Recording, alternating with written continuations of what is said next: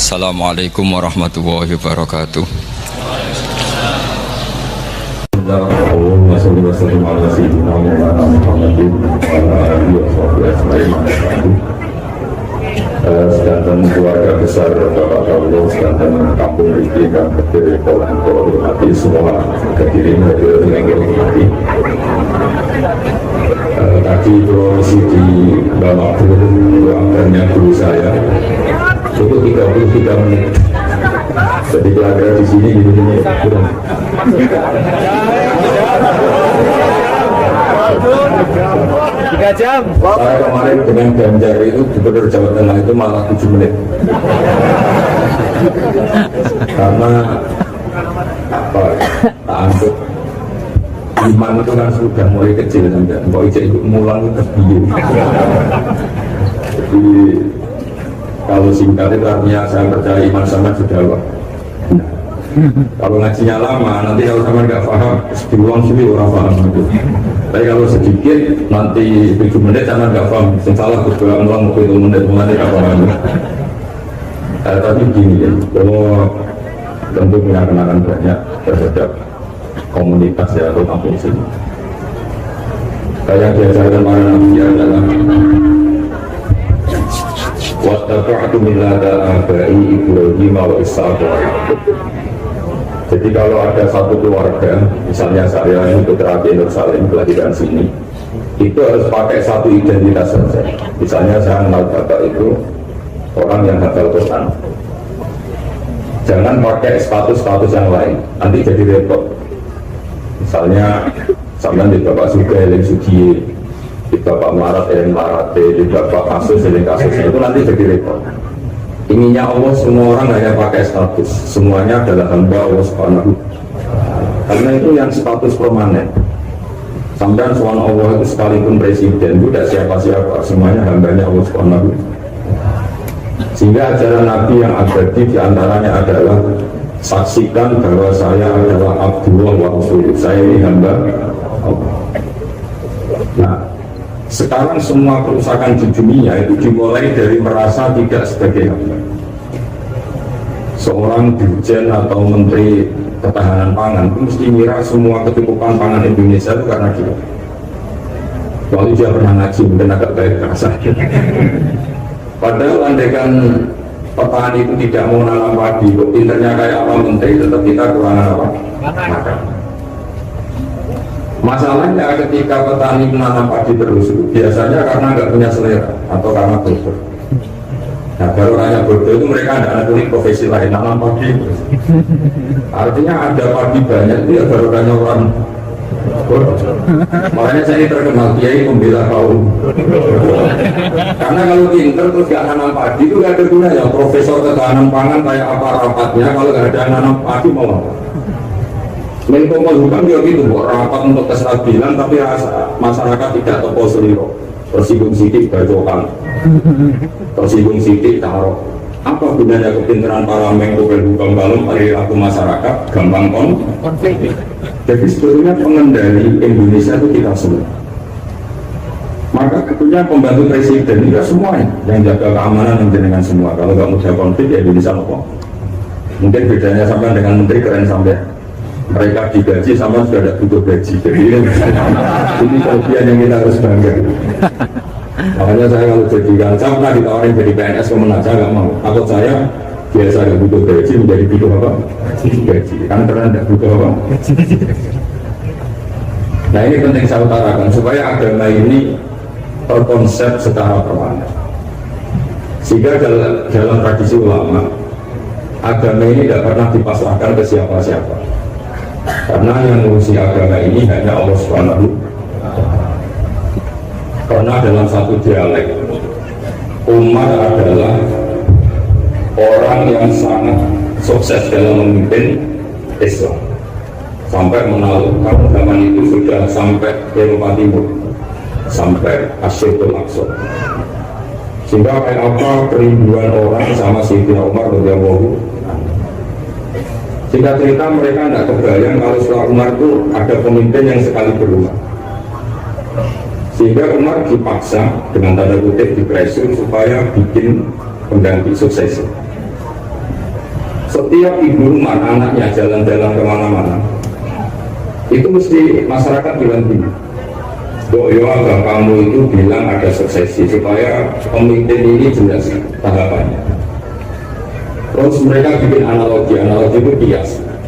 Kalau ada kambing 100, penggembalanya tinggal ganggang, itu jago baling tidak ya boleh pasti bayar kacau.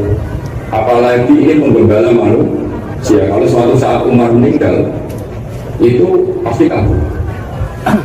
Umar sempat tertarik sama pikiran itu, sehingga beliau ingin menunjuk seorang khalifah pengganti. Lama-lama beliau bangun sebelah diri, tidak jadi. Agama ini yang punya Allah, jadi tidak boleh dipikir oleh Umar.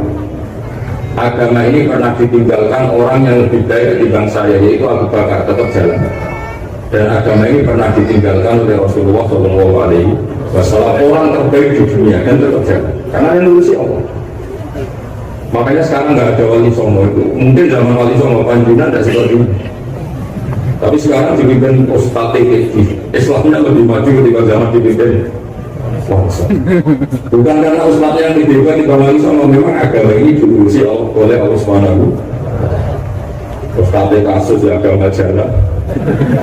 Itu banyak cerita-cerita di TV Ustadz apa? Kasus agamanya juga ada kiai dinamuk KPK, agama juga. Karena agama ini nggak bergantung seorang kiai, juga nggak bergantung pemenang. Agama ini yang mendesain, yang menjaga hanya Allah Subhanahu. Cerita paling modern itu Uni Soviet. Uni Soviet itu negara komunis. Ratusan tahun orang Islam dikooptasi di Uni Soviet, tapi mereka Islamnya luar biasa, menyembunyikan Islam. Belajar tauhid di basement di tempat-tempat sembunyi. Ketika Uni Soviet hancur lewat glasnost perestroika itu, langsung jadi negara Islam. Ada Uzbekistan, Tajikistan, Chechnya, itu semuanya jadi negara Islam. Artinya gini, agama ini pernah jaya bahkan saat dikooptasi Uni Soviet. Indonesia juga pernah jaya pada dijajah Belanda 350. Justru menjadi masalah kalau kita ini terlalu bergantung negara. Kiai belum mulang untuk bos, santri belum mondok, kepalanya didapat di negara sehingga dapat fasilitas. Oke, negara baik kita beri, tapi itu tidak bagus bagi kita kalau terlalu bergantung.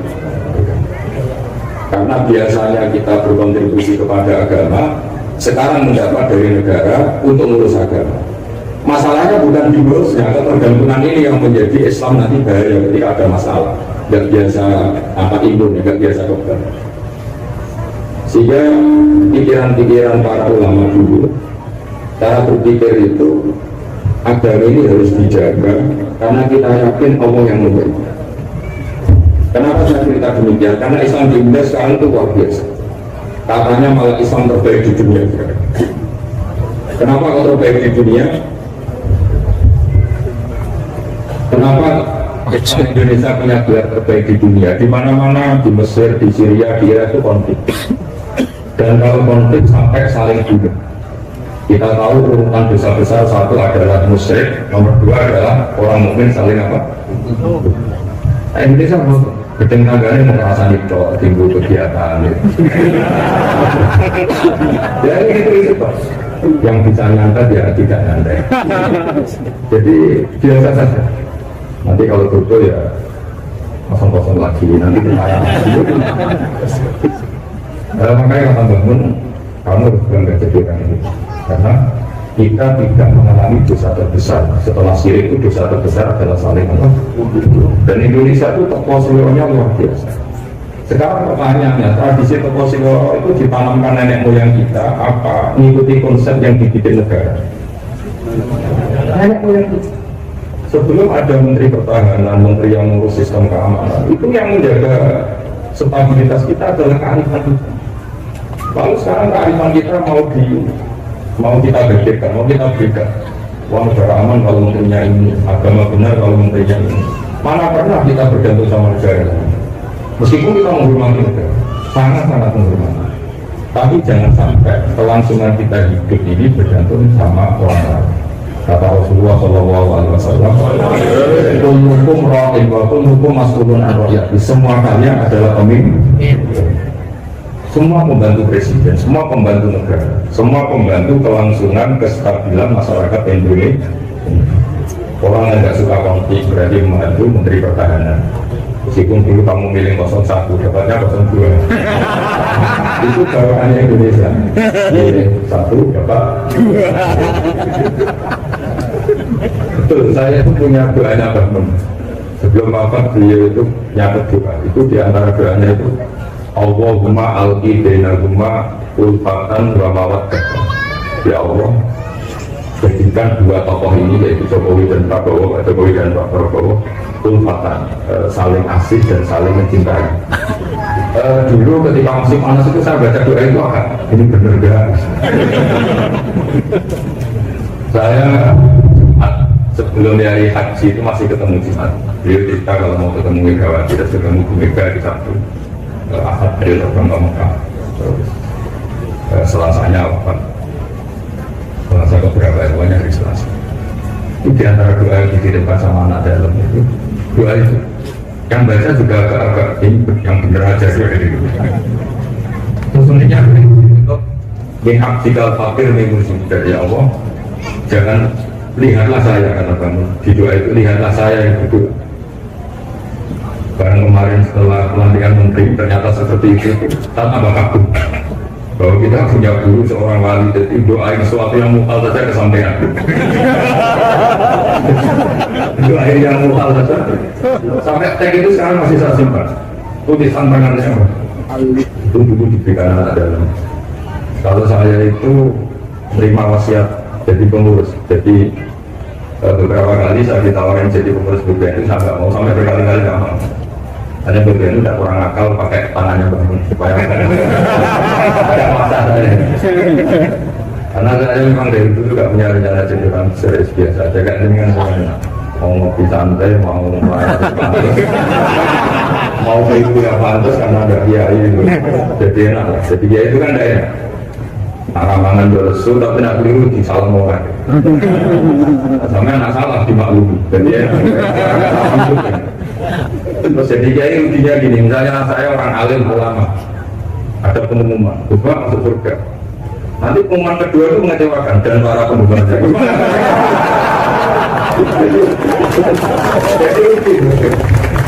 Karena memang aturannya gitu, para wali, para orang alim ini kan dapat masuk surga.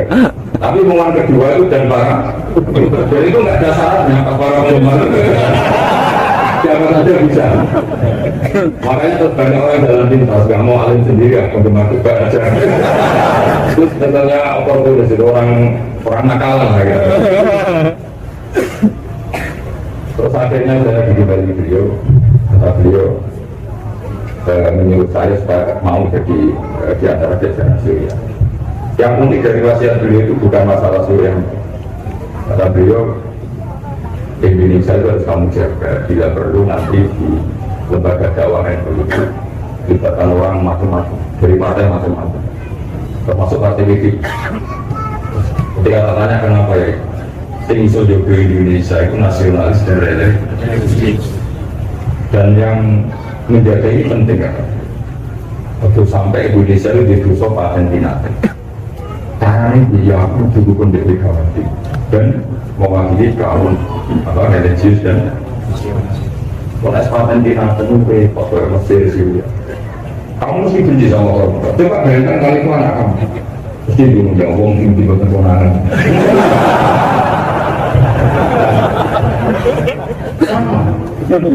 Ini masalahnya Rasulullah itu melihat semua umatnya adalah anaknya. Yang lagi abangan, yang lagi setengah abangan, yang hidup, semuanya ada Maka kali ini semua umatnya melihat orang abangan itu pikirannya itu memandu mereka tobat, bukan malah dianggap kafir.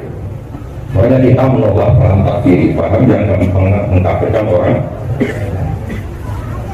Karena ibaratnya paham takfir itu tidak rasional, secara fikih tidak rasional.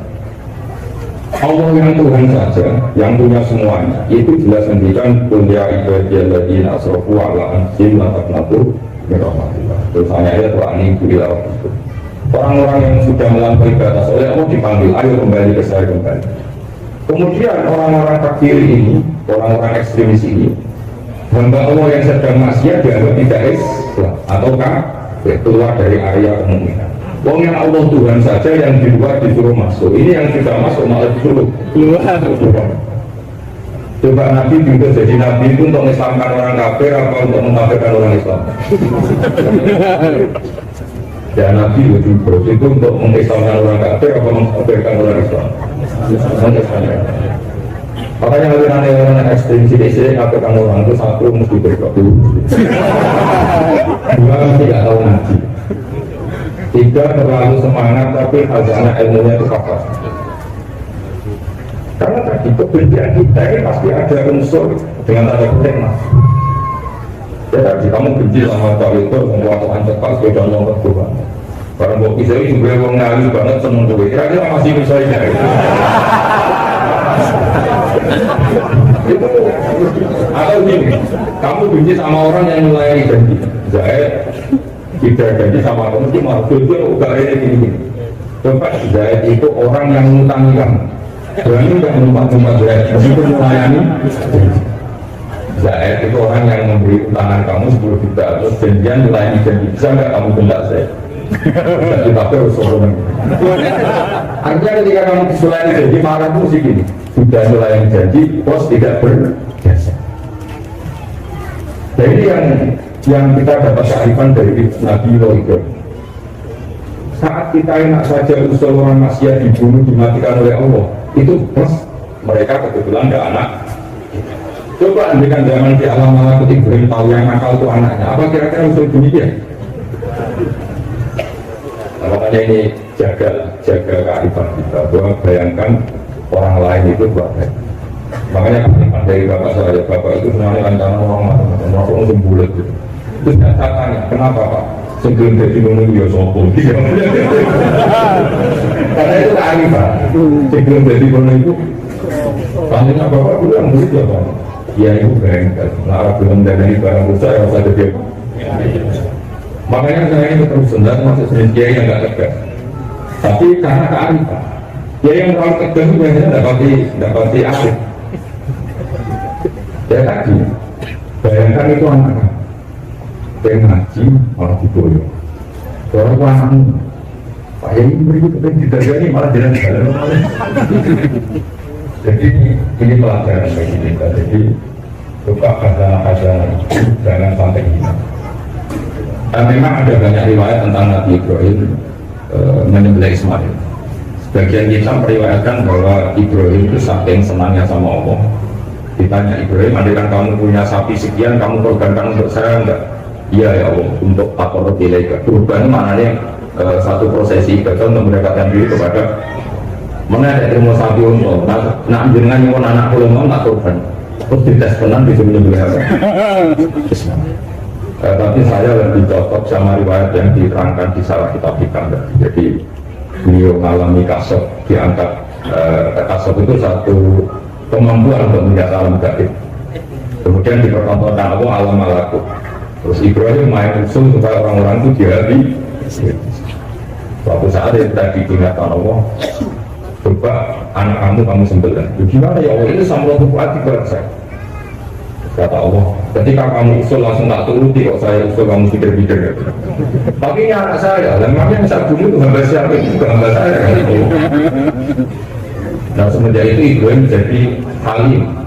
Ibna Ibrahim ala halimun Allahumma. Semenjak itu dia jadi halim, beliau jadi halim. Halim pun mudah memaafkan. Dulu enggak ya, agak temperamen. Makanya dalam tafsir diterangkan ketika Ibrahim ekstrim memakai beberapa berhala itu di Quran dijelaskan sami'na fatayyatul humuqalu lalu Ibrahim. Fatan itu anak muda, jadi gejolaknya masih kuat sehingga frontal. Tapi ketika Ibrahim sepuh itu semua proses dakwahnya itu habis. Ya kira-kira mirip Wali Songo. Tapi itu gak salah ya, Wali Songo yang mirip Nabi Ibrahim. Makanya yang benar itu pada Ahlussunnah wal Jamaah. Islam Nusantara itu nama lain yang ingin ikut Ahlussunnah wal Jamaah. Jangan Ahlussunnah wal Jamaah sekarang ikut Islam Nusantara. Itu kacau nanti secara. Sering kali tanya, Islam Nusantara itu kan Firqah sudah 73, ditambah Islam Nusantara 74. Ya kacau kalau seperti itu ya enggak. Islam Nusantara itu yang maknanya ya karena kita punya kultur, punya budaya, dan budaya itu budaya Indonesia. Tentu misalnya orang Arab pakai juga, itu ya sunnah, kita yakini sunnah. Tapi orang Indonesia ya sudah cukup pakai hem, itu juga sudah sunnah. Jangan ada orang Madura, karena orang jubahan kiai ke Arab Saudi super taksi di sini, tukang angkot di sini, karena semuanya pakai apa? Itu yang ada orang Madura. Setelah di sana juga itu pakai nasionalnya orang Arab dulu yang makanya kalau melihat film Arab itu bingung, karena yang soleh sama penjahat sama-sama masaknya sendiri. Kalau film Indonesia kan gampang, yang memang tatonan pakai celana jeans sobek-sobek, yang kiai pakai koko kan enak. Yang soleh ini enggak. Kalau film Arab bingung. Makanya kalau orang abang lihat film itu sih Abu Jahal juga. Film Arab itu repot, film Arab. Dan dulunya orang-orang Arab itu meskipun fasik itu kalau sumpah ya bilang ngomong. Itu yang sering mati sering orang Arab kalau marah siapapun ya bilang apa? Ngomong. Nah itu maksudnya Nusantara. Tentu kita tetap yakin juga pakai itu sunnah, pakai seperti itu sunnah. Tapi kalau usah berlebihan, terus harus seperti itu.